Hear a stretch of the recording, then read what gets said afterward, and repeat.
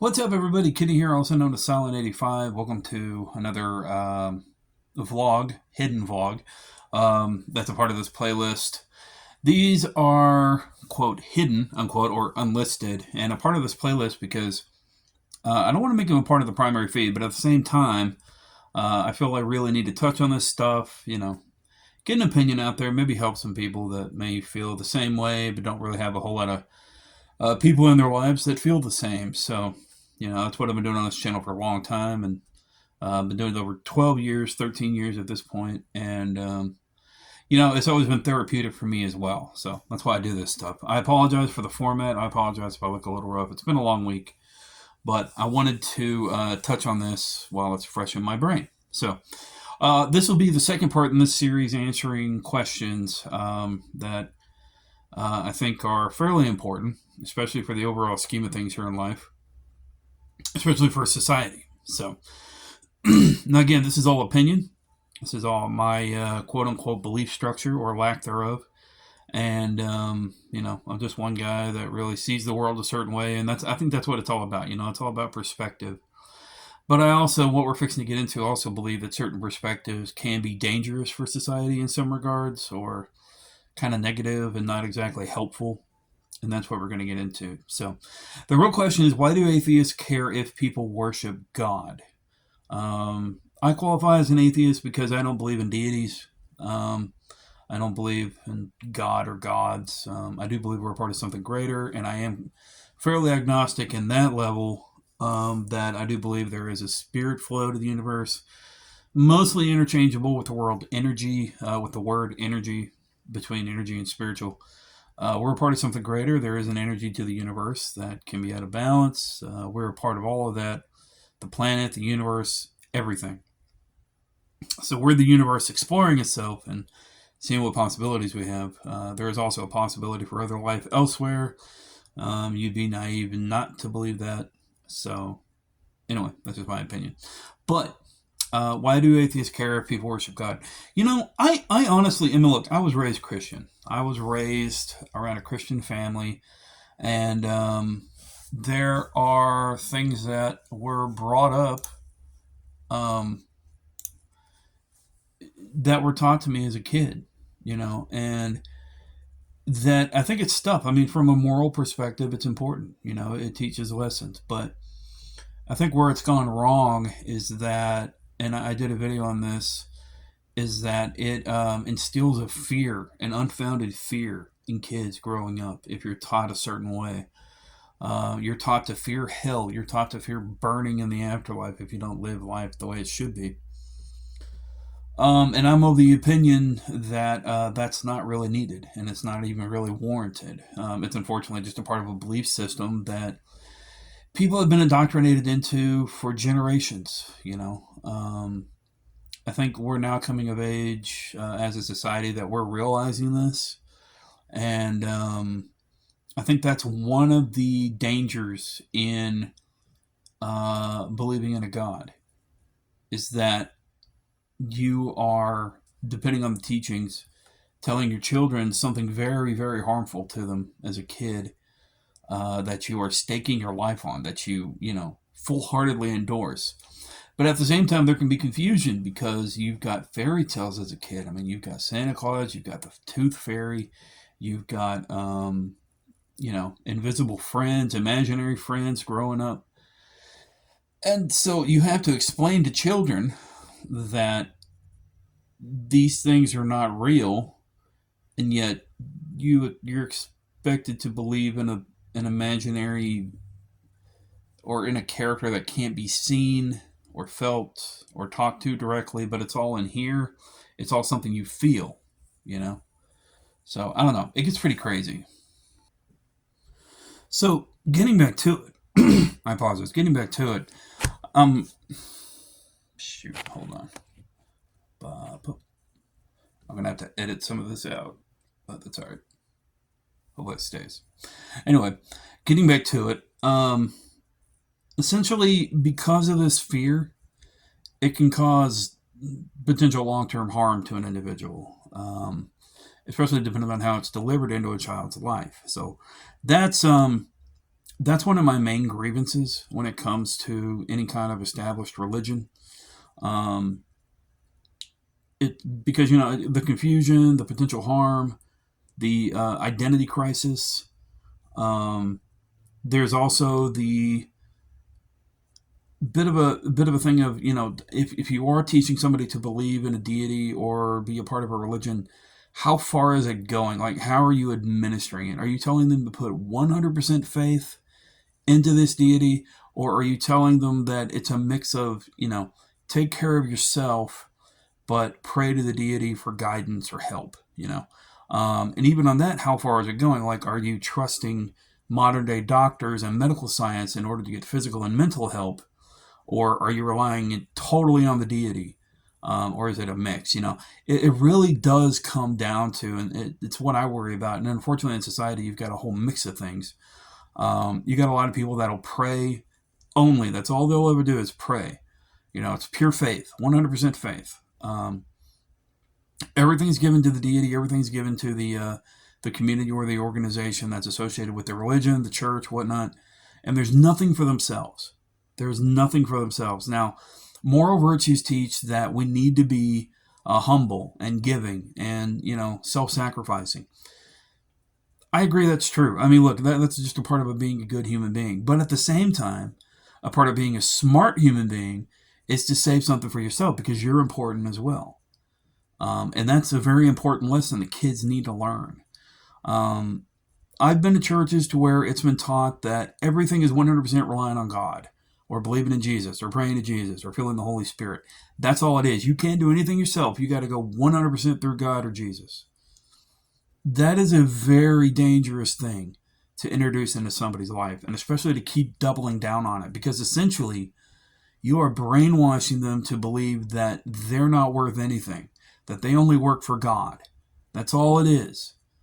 That's all it is. And the other thing, too, is that if you lead a life like that, and yes, you may be helping people, yes, you may have a good lesson in being a good human being or being a good follower of that faith, but what about you? What about your needs? What about your aspirations, your dreams? So that stuff is really important. And that is one of the main worries and grievances that I have with it. The other is what that could potentially lead to when it comes to society and leaders. Here in the U.S., we have a rise of Christian nationalism. This significantly worries me because, as a humanist, as an identified atheist, agnostic atheist, however you want to see it, or a non-deist, um, where does that leave me? If I'm part of a country that is being ran by folks that believe in a deity, and are not really following science, it's mostly faith-based leadership. I mean, look, it's not really, science is not really night and day compared to religion. I used to be of that mind, but as you get older, you realize there's a bunch of gray area, and it's the same way with society. But the problem I have is that I tend to feel kind of like a minority in a country that makes Christianity a major part of its identity. And when it comes to lawmaking and voting, and that's a significantly dangerous subject too, because historically it has been fact that a lot of religious leaders have been con men. They've just been building communities to make money, or to make a name for themselves, or to start a war or a revolution or whatnot. And unfortunately, you've got political leaders that do the same thing. They will claim to be of God, sent from God, have a message from God, or so on and so forth for other deities. And the problem is, and it's really on the people when it comes to this, because you need to check this person. You need to take a look at their history, take a look at what they've done, what they're on record for. What is their social life been like, their public life, anything like that. And don't just blindly follow. That's part of the significant danger when it comes to identifying as a Christian nation or as a religious nation. Even though there's religious freedom, Um, if the majority of the population is religious to a standpoint and there's a significant belief in a creator and a higher power, folks like myself, and honestly, it feels like we're being led um, by people that have these mental influences that are not necessarily safe. So it feels kind of dark and bleak because we don't know where this could be headed. Because odds are, if you believe in a deity or in ancient teachings, then odds are you're going to believe in some sort of end of days or apocalypse. And so, with that in mind, if there is war to come about, or if there is major political decisions for long term, global health, global impact, societal impact, there's going to be little seeds of mentality in those leaders that are going to say, well, in the end, we really just need to rely on God and know that He will be back, or His Son will come back for us. And a good leader is going to balance that. And I'm not saying there shouldn't be anti-religious leaders that aren't, you know, that shouldn't be religious. But at the same time, you've got a lot of fanatics that are sociopaths and that are very suave and very charismatic that make it into politics. And they influence these decisions. So while having a free voting nation is one of the greatest things you can ever have, there are risks that come with it. So unfortunately, religion is a part of our politics today. There's really no divide between church and state. There is legally, but at the same time, these institutions and organizations are tax free. And this is really more of a flaw in our tax system, in my opinion. Um, there's a lot of megachurches that spend billions of dollars on certain things to send out and influence people to help. There is charity involved, don't get me wrong, but there's planes bought, houses bought, people paid back, buybacks, all kinds of stuff. That's ran basically like a business, and it's all tax free. Suggesting that anything that could help the American nation, any taxes that could be applied and helped, especially with homelessness, food, childcare, health care, it's all taken into these religious institutions that is free. I mean, they don't have to pay a dime towards it to go back to the government to help the people. And that is where the main problem I have when it comes to believing in a God is that the greater impact that it can have, not necessarily at the individual level, unless it involves, violence and whatnot, because there are violent fanatics around the world.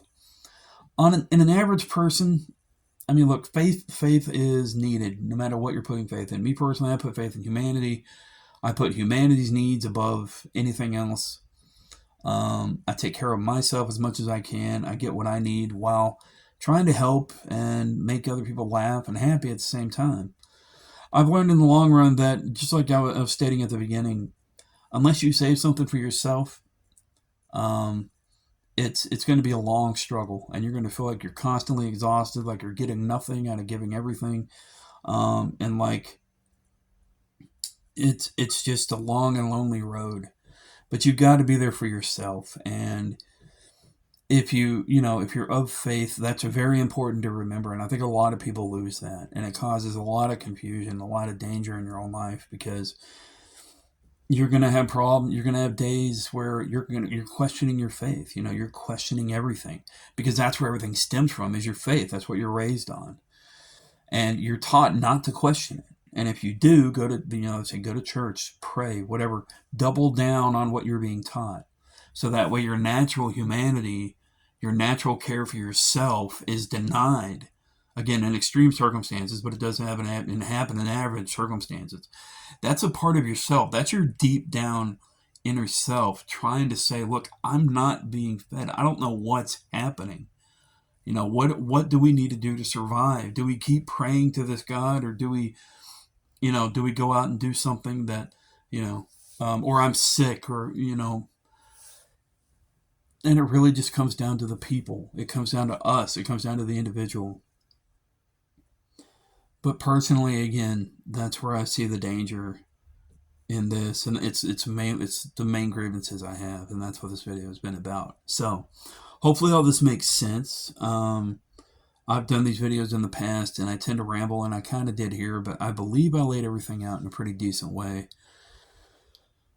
And I have my days where I'm scared. I watch the news. I'm a part of the social echo chambers like Twitter. I'm totally off Facebook, but YouTube can be the same way. And there's constant back and forth about religion, about politics, which should be totally separate, but it is what it is. So, anyway, stay safe, stay sane. Remember, you're awesome.